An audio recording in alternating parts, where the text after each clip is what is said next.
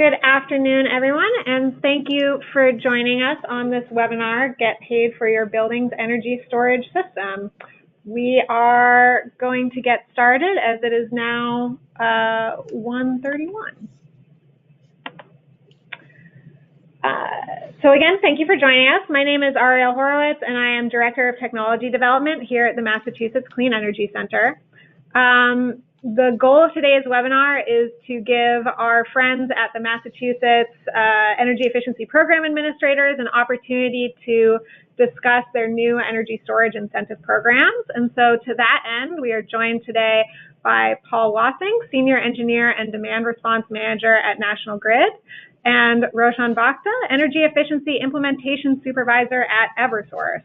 We also have on the line Andrew Hickok and Andrew Klinkman from Pika and Tesla, two of the approved vendors for this program, who will also present a couple of slides and be available to answer any questions that you may have. Just a note on logistics, I'll do a brief introduction and then hand it over to Paul and Roshan to speak. If you have any questions, you can submit those questions through the questions box at any point during the webinar, and we will be going through those at the end.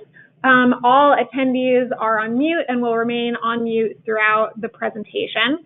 And this webinar is being recorded and will be posted on our website probably some point next week. All of the registered attendees will get an email when the recording is available. So with that, just a brief introduction to MassCEC, who we are and why we're hosting this webinar.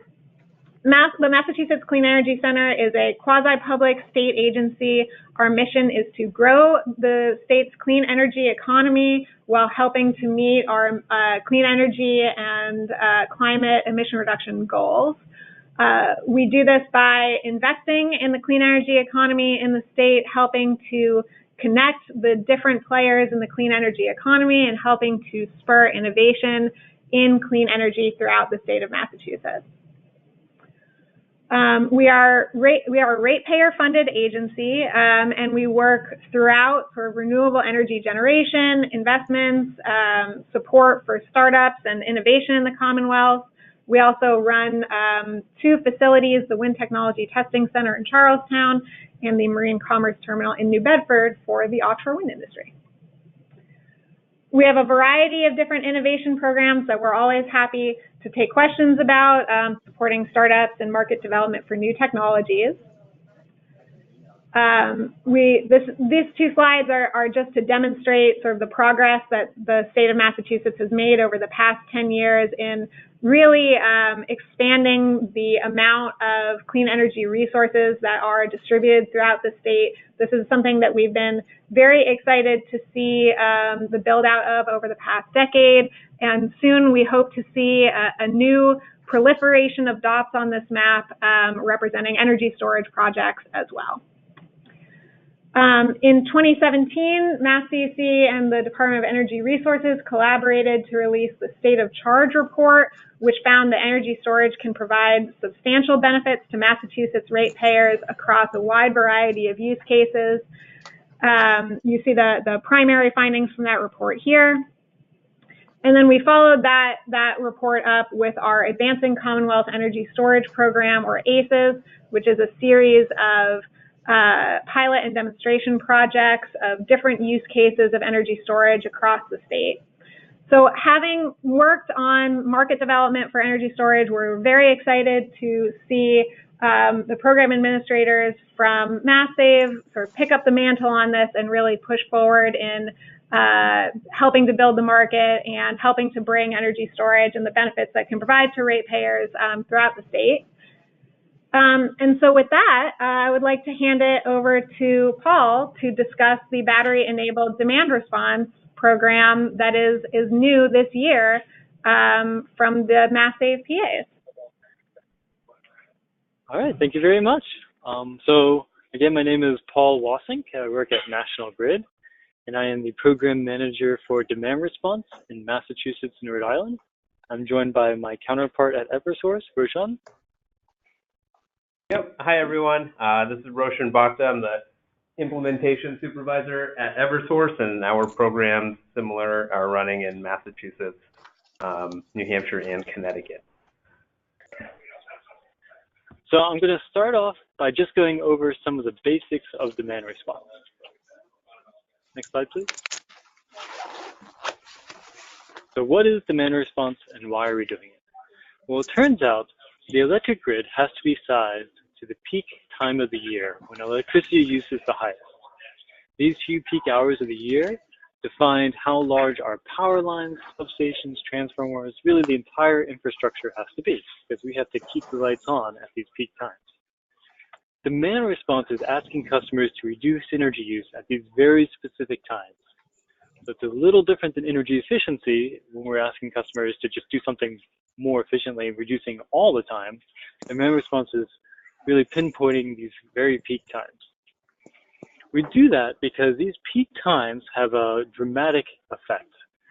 It's estimated in the state of charge report that was mentioned earlier that the top 10% of hours of the year actually account for about 40% of the spend of throughout a year of running the grid. So if we can reduce those peaks just a bit, we can have a large impact on the cost of running the grid. This graph shows the electric load on the entire ISO New England system throughout a typical year. As you can see, our peaks happen in the summer. If I order the same graph in terms of load from highest to lowest, it would look like this. So just moving everything to the left, now you can really see that pink summertime really dominates the peak time of the year. Let's go back to the previous. All right, next one. There we go. Perfect.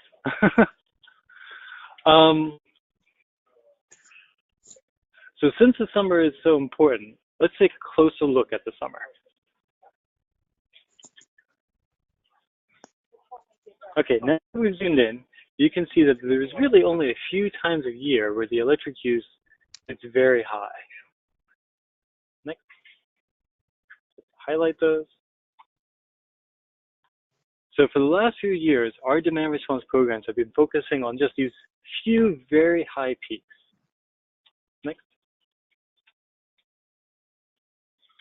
And we've been doing that through a program called Targeted Dispatch, where we ask large commercial and industrial customers to reduce their energy use at those times, and through our thermostat program, where we actually automatically go in to participants' home thermostats and increase the thermostat setting by a few degrees.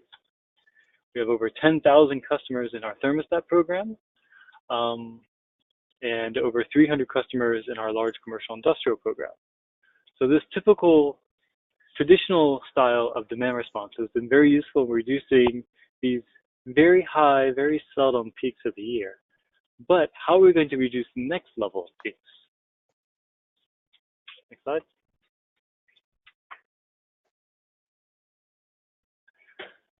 So here's that next level, all these little peaks there. To take this on, we need a technology that can respond a lot without inconveniencing customers and making their homes less comfortable. So that's why we're starting 2 new options for our demand response programs this year. Daily dispatch on the commercial industrial side and residential batteries on the battery side. Let's get into the details of these programs. Okay, so here's a good summary slide. So the daily dispatch option is targeted to large commercial industrial customers. The residential battery option is targeted to residential and maybe even some small, medium business customers. Both of these options will call 30 to 60 times per summer, so a lot more than we've traditionally called events. And both will have events lasting from 2 hours to 3 hours. For daily dispatch, customers can participate with any technology and vendor they would like. These are large projects where the cost of special metering and controls is small relative to the overall project cost. Daily dispatch incentivizes customers and vendors $200 per kilowatt performed in the summer, and an additional $25 if customers opt into that in the winter. customers who install solar are also eligible to receive smarts in addition to this. So it's not one or the other. Now, I realize this is a Massachusetts-focused call. However, there might be some vendors on the call who also do work in Rhode Island. So I included a little column for Rhode Island, where National Grid is also offering a similar program. The only thing different is the incentive rates are a little different. And Paul, let me jump in here too and talk about Eversource for the commercial. Beyond the $200 per kW for a daily program, we've also incorporated a $100 per kW for the targeted program, as well as a $50 per kW for the winter. So everything you see up there applies to Eversource, but we've added some additional tranches of money as well. Thanks, Risha. So now going into the specifics of the residential battery program. In this program, we have 4 approved vendors. The incentive rate is slightly higher at $225 in the summer and $50 in the winter. Just like before, customers can participate in this program and SMART. They're meant to complement each other. Okay, so now let's go to the next slide for even more details about daily dispatch. So daily dispatch is really designed for those large commercial industrial customers. Unlike the residential program, a customer doesn't need to choose from a limited list of vendors. However, metering controls might be needed to allow us to calculate the customer's performance and dispatch the batteries or whatever technology when needed. Events are called between 2 and 7. However, events only last between 2 and 3 hours. So obviously there's more hours between 2 and 7 than 2 and 3. So events can, like if we take a 3-hour event as an example, it can start at 2 p.m. and end at 5 p.m. or it could start at 4 and end at 6. Sorry. Oh, I skipped one. 3, end at 6, 4, end at 7. And we let customers and the vendors know when the event will start and stop a day ahead of time so they can prepare if needed. We call events on weekdays, not weekends. We don't call on holidays. It's a pay-for-performance program. And I'll go over an example of that in just a moment. We realize that some customers install batteries for a little bit of resiliency. So we do not call events before winter storms, so customers can go into storms with a full battery. And the incentive is locked for the first 5 years. So the first 5 years a customer participates in the program, they get to keep that $225 rate, even if in the second year we decrease the rate a little bit. Many people forecast that the cost of batteries is going down, so we might decrease the incentive rate in future years, but customers are locked in at the rate that they signed up for the first 5 years. We hope this will give customers a little bit of financial stability and security so they can go out for financing. Paul, this is Roshan again. Just jumping in, the $200 per kW for Eversource, that's, for us, we're only applying that to storage technologies. So Paul is talking technology agnostic, but we want to specifically hold that $200 per kW for daily dispatch for storage technologies. And we will also offer a 5-year incentive guarantee for any storage project. And for daily dispatch, that includes daily dispatch as well as targeted dispatch on storage. Yep. Thanks, Roshan. Great clarifier. And to be honest, even though we say technology agnostic a lot, we haven't had any customers interested in the daily dispatch option who weren't really an electrochemical battery, the most common route. So an example, let's take a normal size commercial industrial customer battery of 200 kilowatts performed, and let's assume that they performed perfectly for all 40 events over summer, so they get the full $225 per kilowatt. That would give that customer or vendor, if they want to share, the incentive of $45,000 per year. Now this is a pay-for-performance program, so let's say a customer, they had a maintenance issue or internet connectivity issue, and they weren't able to respond to a single event. Well, they didn't just lose all of their incentives, they lost 1/40th if we called 40 events that summer. In contrast, if something happened, if the customer installed a larger battery or the battery performed better than they thought, they would make more money. It's on a pay-for-performance basis. Okay, now that we've covered that, let's go into the residential program. Overview, and back to residential. Okay, thanks. So the residential program, in contrast to daily dispatch, there are 4 vendors to choose from. We do this because we're really striving to make this program as easy to participate in as possible. So residential customers, they've got other things to do. So by choosing a small set of vendors that we can easily communicate with to monitor a battery's state of charge, to dispatch them when needed, and to get the discharge data back after an event to see how a customer performs, really, this is a zero-touch thing for customers. These 4 vendors are some of the most... These are not necessarily the statewide selected vendors. Right now, I believe it's just National Grid that you have the agreements in with these 4 residential battery vendors. Currently at Eversource, we are working on the contracting with our selected vendors, so we'll have likely a similar list to this, but I just want to clarify that this isn't necessarily a statewide 4 vendors to choose from. Great point, Roshan. Where was I? Oh yeah, these are some of the most prominent vendors in this space. They offer different business models. Some of them really focus on upfront procurement, so cash buys of a battery. Others integrate solar and storage and do power purchase agreements or leases or even hybrids of those. So we hope that having this diversity of vendors will give customers options, but also not give them so many options that it just confuses them and they don't do anything. The rest of the bullets here are really just for later. They're the same thing as was on the daily dispatch slide. I will go through a rough example here. The type of math is the same, but the numbers have changed. So let's take a typical residential battery size of 7 kilowatts.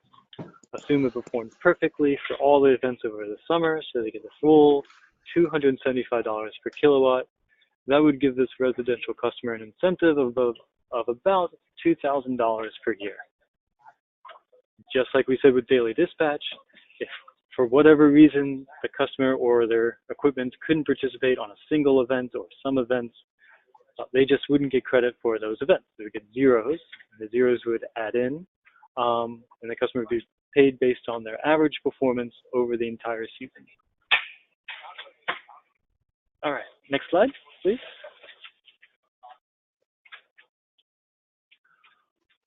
Besides the performance incentive, we have another incentive, but only for residential customers, and that is a zero-interest loan with a term of up to 7 years. This is called the heat loan.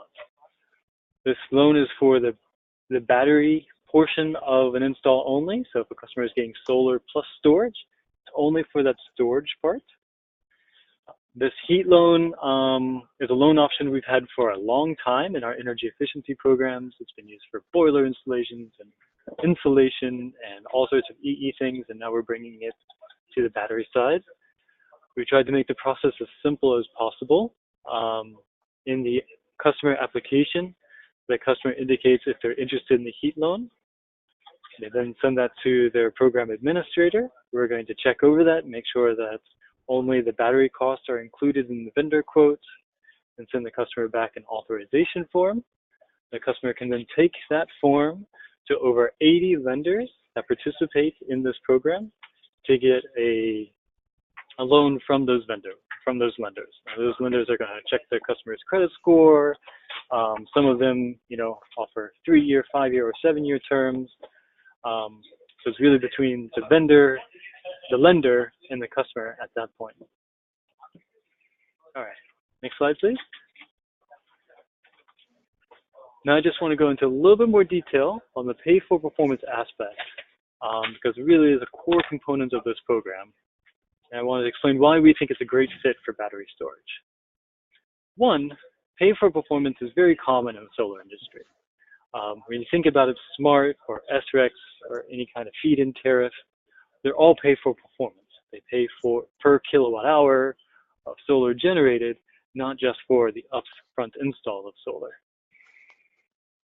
Also, by paying for performance, we hope to encourage customers to maintain their batteries and keep their connection to the internet. Because a battery that isn't maintained and doesn't respond to events or isn't connected to the internet so we can't communicate with that battery won't be producing any benefits.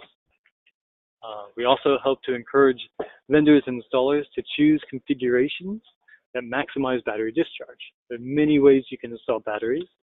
Historically, if especially residential customers installed a battery system, they were doing it just for power outages. Well, the install, if you want to be able to export that power to the grid during peak times, might be a little different. So how does this performance measurement work? Let's take an overly simplistic example. So on the top right of this graph, you see solar generation. And you see it starts around 10, maxes around noon, around 2, it starts to decline. Now, I realize we have solar installers on the line. I realize this is overly simplistic, but please just bear with me. And we also have, and in this middle graph in pink, the load on a residential facility. So you can see they have a little bit of baseline load, but really on this hot summer day, their load is dominated by an air conditioner cycling on and off. And lastly, we have that big green blob of battery discharge. In this example, we ask the battery to discharge from 2 to 5 p.m. So we're going to measure performance based on that battery discharge. This really simplifies the measurement and verification step. Next, click please. There we go. If you add all these things together, you get a more complicated little load shape where it's not as easy to tell what benefit the battery was producing. So by measuring right at the discharge point, really helps us and gives customers the credit they deserve. In our daily dispatch program, we'll either get this telemetry straight from the battery install, if we can, or just install some extra metering so we can get that. On the residential program, our partners will be giving us this data. All right, next slide, please. So why solar and storage? Really, we could produce benefits on the grid just from storage. Well, there are a few reasons why we think solar and storage go together like peanut butter and jelly. But the least of which is the Massachusetts SMART battery adder. So the SMART incentive is really at its core a solar incentive that has an adder if you install a battery battery system. If no solar, no battery adder. Second one is the federal investment tax credit. Now, just a disclaimer here, I'm not a tax advisor, I'm not giving tax advice. However, customers have used the same federal investment tax credit that has historically been used for solar for battery systems that are tied to solar. Please consult your tax advisor if you choose to do this. Third, in National Grid service territory, and I believe in Eversources as well, customers cannot send power back to the grid unless it was charged by renewables, so solar or wind or an approved technology, typically solar. That wouldn't be, if you have a relatively small battery attached to a very large customer, that might not be, it might not hold you back, but if you are installing a battery system at a residential home, most likely to get the full benefit of that battery, you'll want to export to the grid. A combined interconnection process. I probably don't have to tell the people on this phone that the interconnection process can be extensive. By doing the interconnection process with solar and storage combined, you save a little bit of paperwork and time. and also the possibility of sharing an inverter or other technology with the solar system.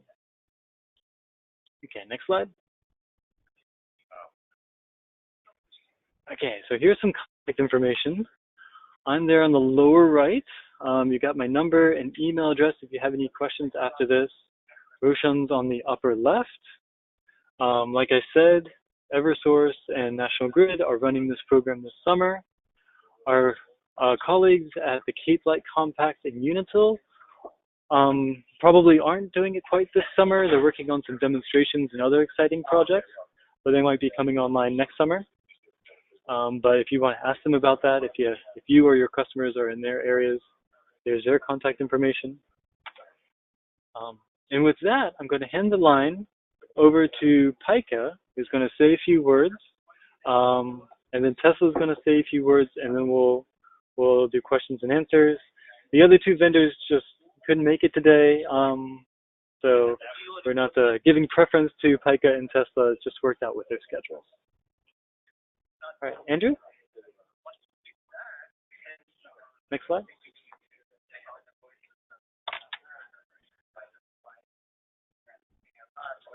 Andrew, you may be on mute.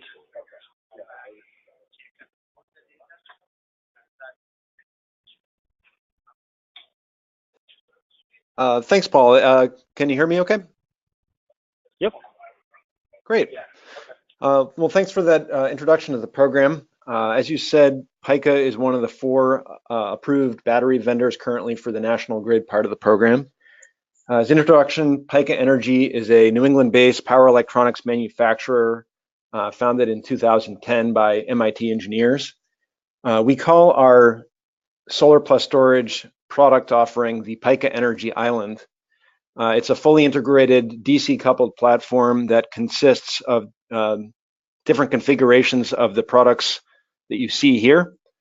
So I'll get to the inverter in the next slide, but the thing I wanted to point out here is our battery option, the Harbor Smart Battery. So this is a fully integrated product that takes Pika electronic controls and couples that with Panasonic lithium-ion batteries.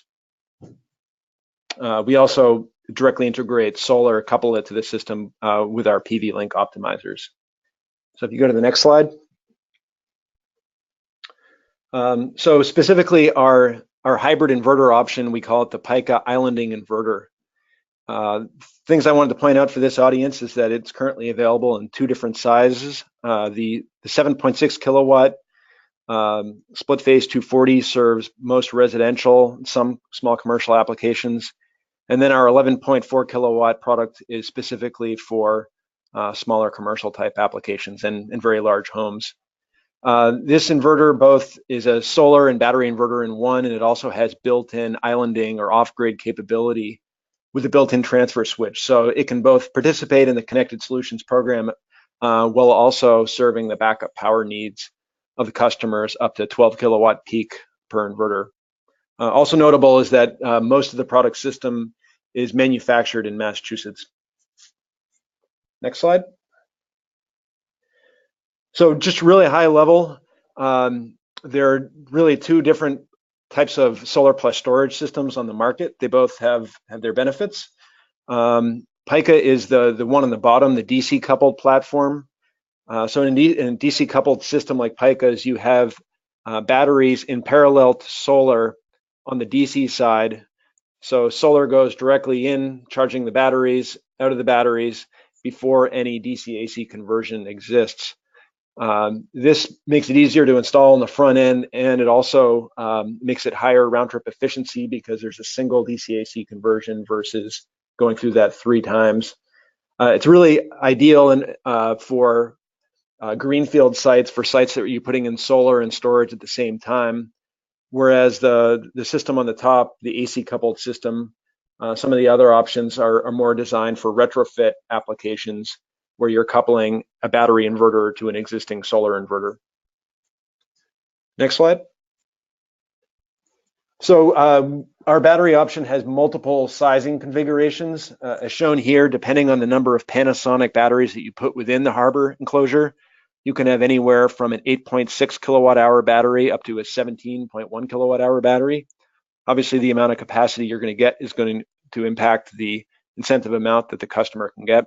You can also couple up to 3 of these batteries in parallel, so you could have 3 Harbor 6s all behind the same inverter if you really wanted to have a lot of capacity on the system. And then the last slide. This little graph illustrates how a DC coupled system we could expect to perform during a hypothetical connected solutions demand response event in July. So this graph shows that over a 3 p.m. to 6 p.m. window, the system itself is optimized to put out its max output. So if it's a 7.6 kilowatt inverter, you see it's hanging right at 7.6 kilowatts of output to the grid. Over that 3-hour period, the amount of solar that's going in, accounting for that 7.6, is attenuating as you get to 6 p.m. and the battery discharge is increasing on an upslope through the DR period. So this is how we'd expect during afternoon, early evening events to look, especially on when you do have solar resource available. In this particular example, with this battery, over the 3 hours, it would perform at about 5.5 kilowatts. If that was the average over the whole summer DR season, that would be the amount that you'd multiply the incentive amount on. So if you want to learn more, please reach us directly at pikaenergy.com. We do have trainings in the region, and you can get our product in stock locally through our distributors in state. Thanks. Thanks, Andrew. Andrew Hickok. So now Andrew Klinkman from Tesla. Yeah, great. Thanks, Paul, and thanks, Andrew. Go to the next slide, please. Yep, we'll keep this pretty short and sweet. So Tesla is planning on participating in the Connected Solutions program, this program that we talked about today. Both existing and new Powerwall customers are eligible to participate. And if you're a certified installer and you're on the line, we will be preparing some Tesla-specific marketing materials for you so you can reach out to customers and help drive new sales. But just connect with the Tesla account managers before discussing the program with customers, just so we can make sure that the messaging is on point. If you have any other questions related to this program or related to becoming a certified installer, please reach out to either myself, Andrew Klickman, or Brian. Either of us can help you out and direct you to the right resources to give you the information you need. Thanks. I'll turn it back to Paul now. Thanks, Andrew. Great. Sorry, go ahead. This is Ariel again. So thanks to all of our panelists. And Paul, unless you had any other particular points you wanted to cover, I think we're going to go into questions. No, I think that's a great idea. Yeah, let's get some questions. Great. So we over at our end will be sort of going through the questions, and the panelists will field them as appropriate. Just one moment here. So we have about 25 minutes for questions, which is great because we have a lot of questions to get through. So the first question that we have here is about, well, one question that we got in was whether or not for the PAs you anticipate pairing these offerings with any kind of time varying rate in the near future. Yeah, a great question. So time varying rates or time of use rates require a few things. One of the fundamental things they require is an advanced metering infrastructure or a time of use meter at the facility. So residential customers today in National Grid territory do not have these meters. These meters cost a little bit more than a traditional meter. We don't have these meters, we don't have authorization to install these meters. They do cost a bit more. So we have proposed it a few times. We're not quite there yet, but maybe in the future.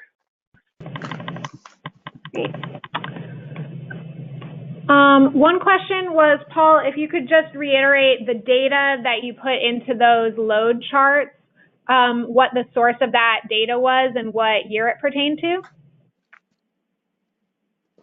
So the load chart that showed the load on the grid was from 2016, I believe. And if you're talking about my overly simplistic solar and site load and battery discharge thing, I just did that in Excel. Just made it And up. the load data, if I understand correctly, is available at the ISO New England website. Is that correct? Absolutely. Yep. Great. So one question is, how exactly do the PAs determine the kilowatts performed, and how does this work in terms of potentially varying performance during the 2 or 3 hour window of the event? Great question. So for a specific event, it's just the average discharge from the battery over that event. So if we go back to Andrew Hickok's example, he showed the battery discharge was actually changing over he showed a 4 hour event, but let's assume it's a 3 hour event. We would just take the average performance, average discharge of the battery over that time, and voila, that's the performance for that event. And we simply take that one and the exact same calculated performance for the other 39 events over the summer, average them together, and that's the number that we multiply the incentive by. Great, thank you. And then our next question is, how are you going to distinguish between the battery performance and PV performance for DC coupled systems? We can get that data straight from the inverters from the partners in the program. So they're offering us the ability to measure solar and storage independently. Great. So just going back to the average performance over the duration of the call question, do you expect to have better performance during a 2 hour call versus a 3 hour call on average? And can you just comment a little bit on what you expect the normal duration of the calls to be and sort of how that would be determined? Mm-hmm. So the normal duration of a call will be 3 hours, because most of the time when we do our day ahead forecast, it's a kind of plateau-y peak. So imagine more of a Mont Blanc rather than a Mount Eiger. But sometimes when we do our day ahead forecast, it is a very peaky peak, and we can get the event window down to 2 hours. So it is sometimes beneficial to customers to have a 2 hour window instead of a 3 hour window, because they might be able to discharge more. So let's take a battery that just has enough capacity that they could discharge at full rate for 2 hours, but not enough capacity that they can do it for 3 hours. So they would benefit from a 2 hour window. However, if that same battery is inverter limited, so that the sum of the solar system and the battery system, just can't fit through that inverter, and you're kind of limited by the inverter anyways, then a 2 hour event doesn't help them. So this is one of the reasons why we decided to go with a pay for performance incentive, so that vendors would think about this and design systems and install systems that will maximize battery discharge rates. Great. And you discussed how some of the incentives that we have for batteries paired with PV interact nicely with this programming. Just to clarify, if customers, for whatever reason, only install a battery, like for example, maybe their roof can't support PV, are they still able to participate in this program? Yes, asterisk. So let's take a large commercial industrial customer. A really big customer is using megawatts of power, and he installs a small, maybe 200 kilowatt battery. There's really no chance that battery is ever going to export to the grid. So when that customer is discharging their battery, they're really just, satisfying site load. They can definitely participate. However, let's take a residential customer where the coincident load on really hot days is relatively small compared to a residential battery size. If you can't export, then really you're kind of limited there. The average coincident load for a residence is around 1 kilowatt, whereas these are 4 to 7 kilowatt batteries. So you're not really getting all the bang for your buck if you can't export. You could do it, you're just not going to see the same economics. Okay, so just to clarify, the program is, in order to perform under the program, you have to be, you're only eligible for compensation up to the load that you would have otherwise been consuming. Is that fair to say? No, you can export to the grid. However, there are constraints to the ability to export to the grid. Okay. In National Grid service area, you cannot export to the grid unless you have an interconnection agreement. And whatever you're exporting with, the power came from renewables, so from solar or wind. So if it's a solar system, you're interconnected, plain Jane, we've been doing that for years. If you're a battery system and you want to export to the grid, that battery has to be charged with solar or wind or some other net metered allowed technology. Great, thank you for that clarification. One question on the 5-year lock-in. If a customer installs a battery system that has, for example, a 10-year warranty, do you expect that they will be able to still get some incentive payment for sort of the second 5 years of that asset lifetime? Absolutely. I mean, we're going to be wanting to shave these peaks for forever. These batteries will still have a lot of value after 5 years. We just don't know what the incentive rate will be at that time. If battery costs drop dramatically and these becomes as cheap as paper, then the incentive rate will probably decrease accordingly. And if they don't, it won't. The incentive rate is guaranteed for 5 years, but in the 6+ years, we imagine there'll still be an incentive rate. We just don't know what it is yet. Well, I'd add to that the programs run on 3-year cycles. So we do have this guaranteed program for the next 3 years. So we're on our 3-year planning period. This is year 1. So in the next 2 years, we will have to file a plan for the next 3 years. And like Paul mentioned, I'm confident that these programs are going to continue on and be part of the bread and butter of the energy efficiency planning process for years and years to come. But it's got to receive regulatory approval every 3 years. So a question came in that potentially nobody is able to answer yet, but just to put it out there, how do you expect these programs to relate to DOER's forthcoming Clean Peak standard and accompanying rules? I don't think we have a comment ready for that one. Yeah.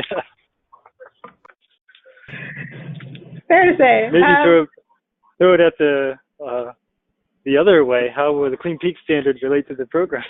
I don't know. Yeah. Yeah, I think for that one we'll have to wait until the final regulations are actually promulgated. Are customers eligible to get heat loans for batteries today? And if not, when do you expect that such loans would be processed? Yes. This is an active thing going today. Now we're still in the early days. Do have about a handful of customers in the program.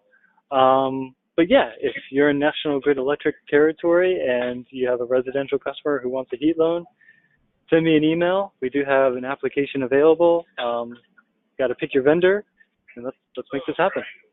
Great. It would need to be a new installation also to receive the heat loan. Yeah. You can't take a loan for something you installed 5 years ago, or even last year. Does participation in this program impact any customer's ability to participate in, for example, any of the ISO markets? Yes, maybe. So one of the benefits we're claiming in this program is the ability to reduce long-term capacity needs in the ISO New England's install capacity requirement. So I don't know of a way a customer could participate in the markets that would do this, but if the ISO comes out with a new market or whatever, where their battery discharges would be reconstituted into that install capacity requirements, then they would be excluded from doing both, because we really need to claim that benefit as part of this program. It's also a financial question that each customer and each developer will need to do themselves, because as Paul mentioned, this is pay for performance. So if you opt out of one event from the retail utility program to participate in a ISO system-wide call, then that just for the utility program, that just gets accounted for in your annual performance. So there's no penalty if on one day you don't show up to perform in this program. Whereas in ISO, there could be penalties if you have a obligation. A couple of questions around how to work with this program from the point of view of solar installers who are not either Sunrun or Vivint. Can you walk through from the installer's standpoint how they can sort of help customers enroll in this program and what that looks like from the solar installer's standpoint?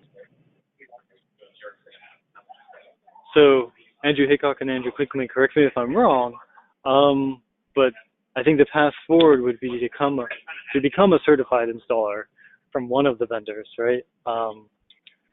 Pika, Tesla, or I don't know if Vivint or Sunrun would ever be an option because they're more vertical. Did I get that right? Andrew? I think Andrew Klinkman had to jump off. I'm not sure about Andrew. Well, they have mentioned it to me before. So you become. Sorry, go ahead. This is Andrew from Pika. From our perspective as a manufacturer, we work with dozens of installers in Mass and Rhode Island, and we have a training program that for those of you out there who are installers who are interested in learning more. And then I guess a question for both of you.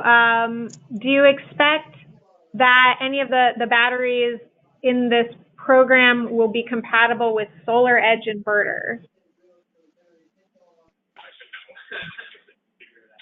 I believe that 2 of our vendors do use solar edge inverters. Yes.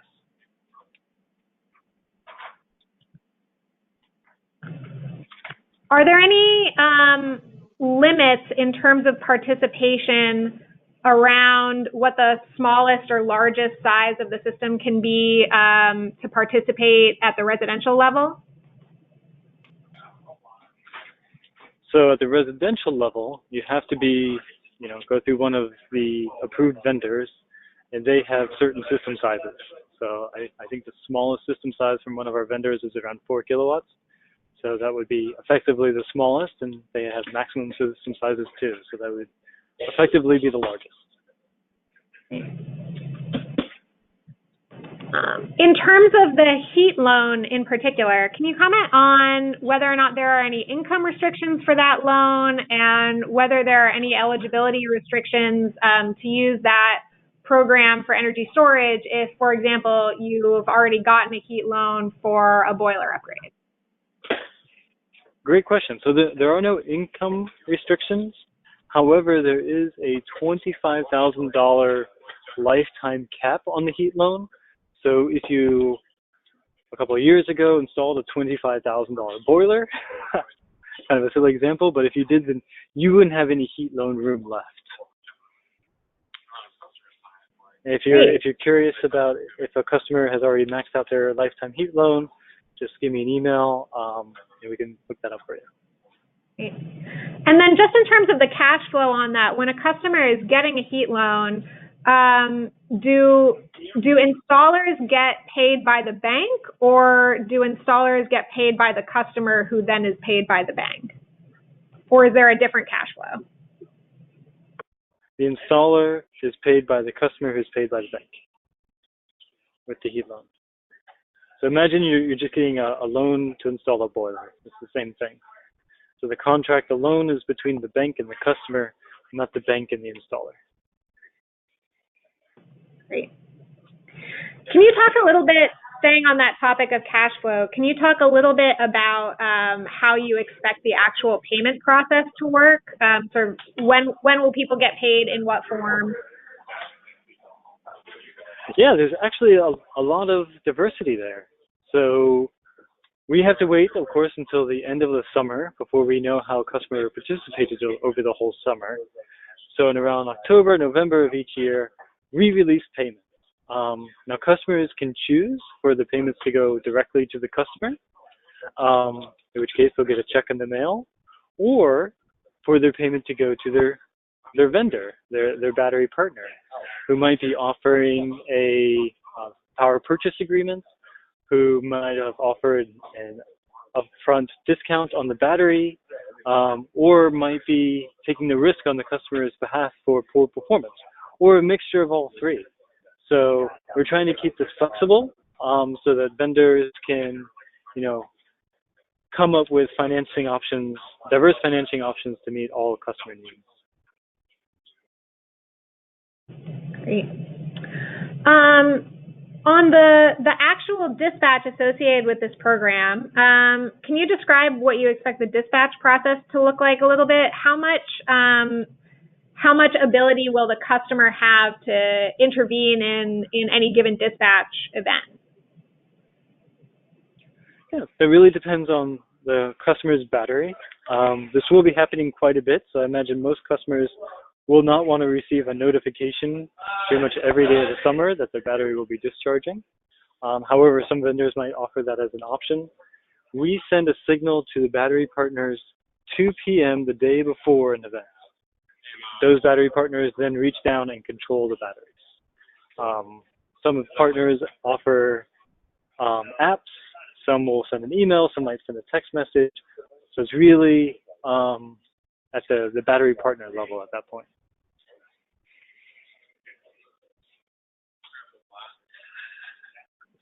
Great.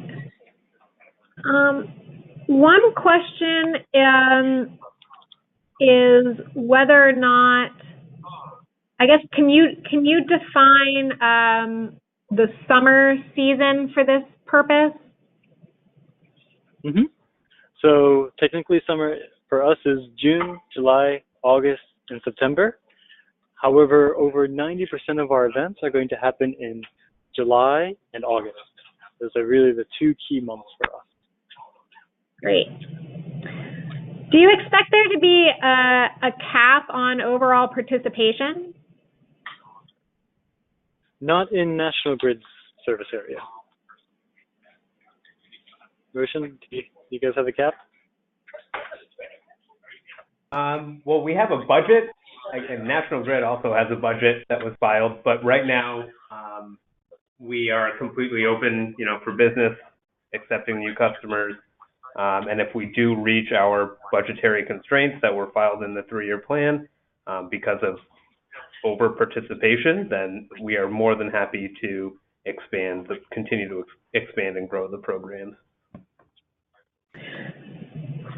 Do you expect to offer now or in the near future any sort of added incentives or carve-outs for LMI customers or any kind of income eligible customers? Not at this point, no. We're trying to get the basic program up and running before we start adding bells and whistles. But it's a great idea.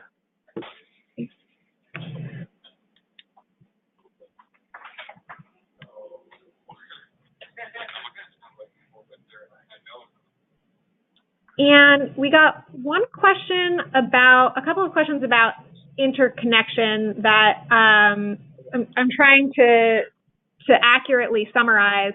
I guess the big picture question would be how, as a customer, a residential customer, you can install this system, sort of what you should expect from the interconnection process and what the best interconnection path is.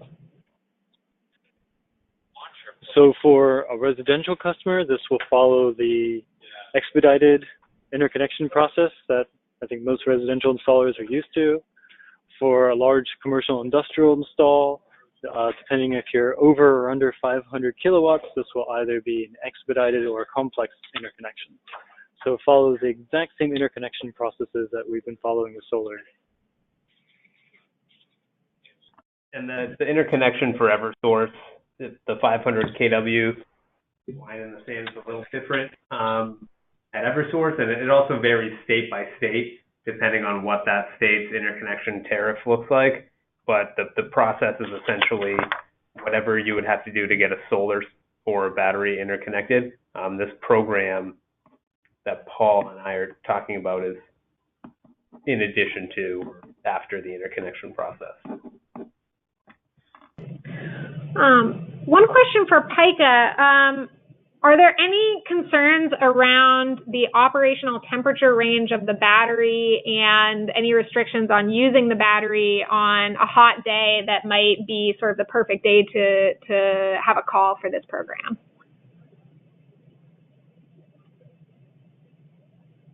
Yep, that's a good question. So one important thing to point out about our system, while the inverter equipment is designed to be installed indoors or outdoors, the batteries themselves are not NEMA 3R rated. They should be in a indoor space, ideally conditioned space, not a boiling hot garage.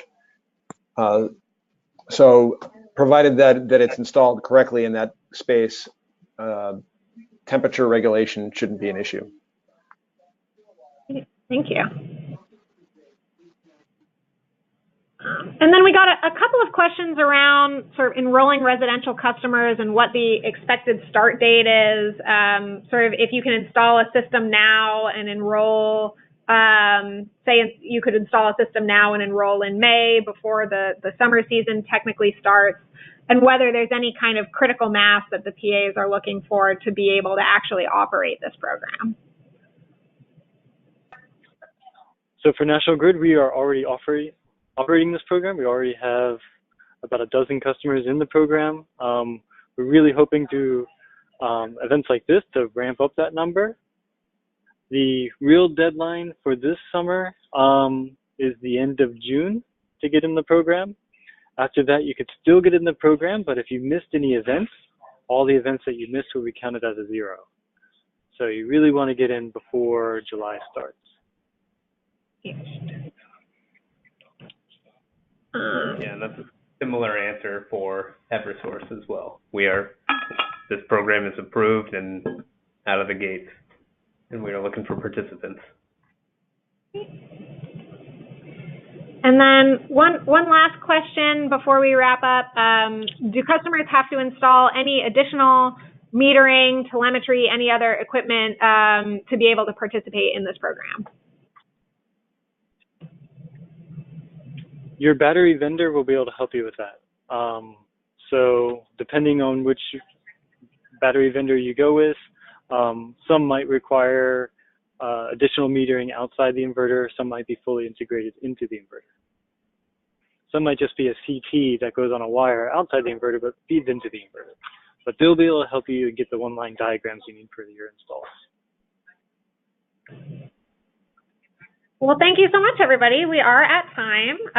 So I want to thank our panelists again for joining us today. Please feel free to send in any additional questions that you have to either the energy storage at MassCEC.com inbox or the panelist emails that were shown earlier. And as I mentioned, we will be posting the recording of this webinar on our website and sort of tweeting out the link and so forth probably sometime next week. Thanks again, and that concludes today's presentation.